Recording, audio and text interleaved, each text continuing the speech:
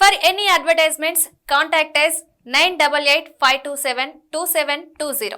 ఈ విగ్రహము మనకు అంజీరా అంటాం కదా, అంజీర చెట్టు లేదా అత్తి చెట్టు లేదా మేడి చెట్టు, ఆ చెక్కతో చేసినటువంటి విగ్రహము. మరి ఈ విగ్రహం యొక్క ప్రత్యేకత ఏమంటే, అంజీర చెట్టులో పండ్లు వేలకు వస్తాయి. ఒక పండు తీసి ఒలిస్తే వేలకు వేలు విత్తనాలు ఉంటాయి. అధిక విత్తనాలున్న పండుని ఫలాలను దేవుడికి సమర్పించడంలో అధిక ఫలితం మనకు వస్తుంది.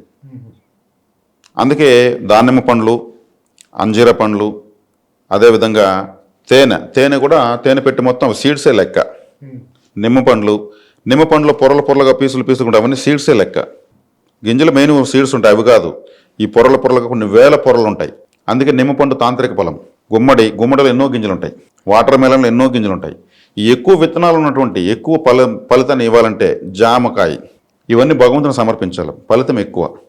అంజీరతో చేసినటువంటిది, ఇది దైవికమైనటువంటి చెట్టు. ఒక ఆలయాన్ని జీర్ణోద్ధరణ చేశారంటే ఆలయంలో మూల విరాట్ని ధాన్యాది వసం చేపిస్తారు అల్లి గుడి పూర్తి అయ్యే వరకు.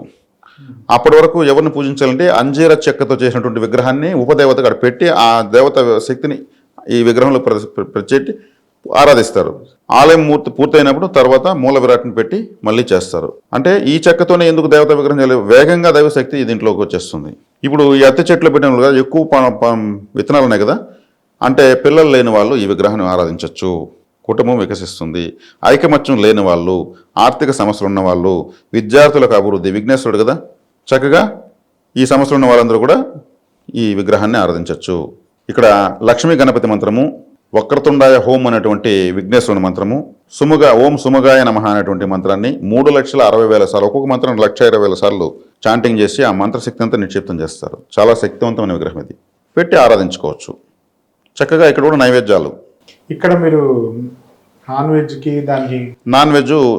పనికిరాదు, నాట్ అలౌడ్. నాన్ వెజ్ చేసినప్పుడు చక్కగా కర్టన్ వేసేయచ్చు, డోర్ వేసేయచ్చు.